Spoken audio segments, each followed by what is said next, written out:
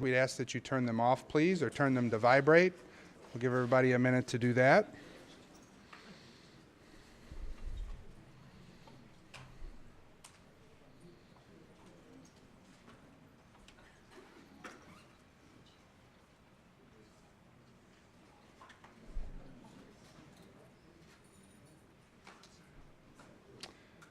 Thank you very much. Officiating our service today is Rabbi Adam Shalom.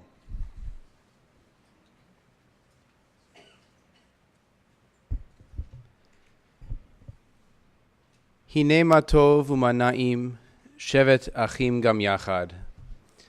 Behold how beautiful and pleasant it is when brothers and sisters, when people dwell together. We come together when we mourn because it addresses our loss. We cannot fill the empty space of the person who is gone, but by being surrounded by family and friends, we feel less alone.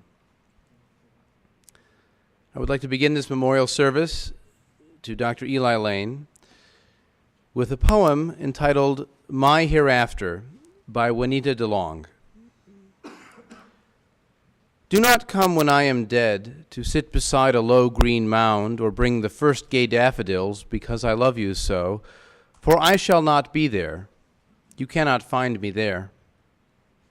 I will look up at you from the eyes of little children. I will bend to meet you in the swaying boughs of bud-thrilled trees and caress you with the passionate sweep of storm-filled winds. I will give you strength in your upward tread of everlasting hills. I will cool your tired body in the flow of the limpid river. I will warm your work-glorified hands through the glow of winter fire. I will soothe you into forgetfulness to the drop, drop of the rain on the roof. I will speak to you out of the rhymes of the masters. I will dance with you in the lilt of the violin and make your heart leap with the bursting cadence of the organ. I will flood your soul with the flaming radiance of the sunrise and bring you peace in the tender rose and gold of the after sunset. All these have made me happy, that are part of me. I shall become part of them. In some ways, that's Eli Lane. It's the comfort he provided to others, the connections to his family, the beauty of music, which lives forever. What we are observing today is the maturation of memory.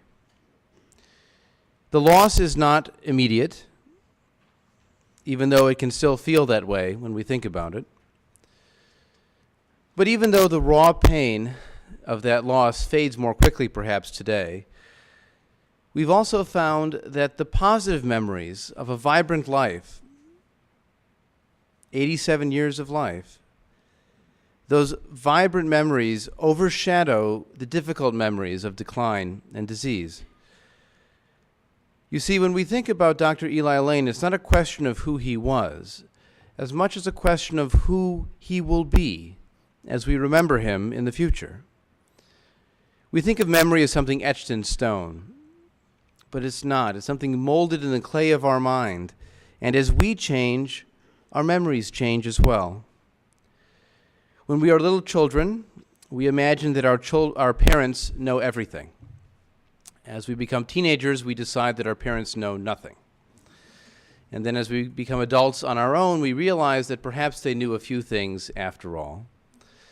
They become wiser as we become older.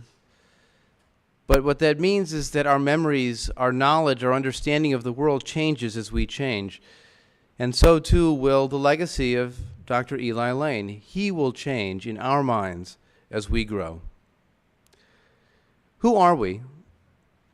Are we how the public sees us?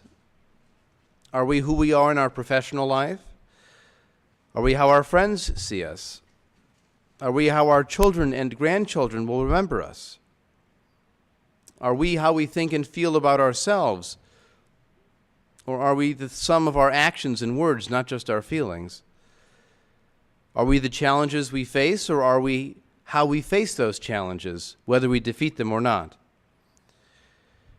The truth is that we are all of these. Each vision is a piece of a complex reality that makes up any one human being. This is our reality, and this was certainly the reality for Eli Lane. But Eli was someone who always faced reality. As Richard said at the memorial service in April, Eli believed that what you see is what you get. And so in today's memorial celebration of Eli's life, we will hear from several people important to him and to whom he was important. They will speak about his impact on their lives. But I want to share with you just briefly some realities about his experience.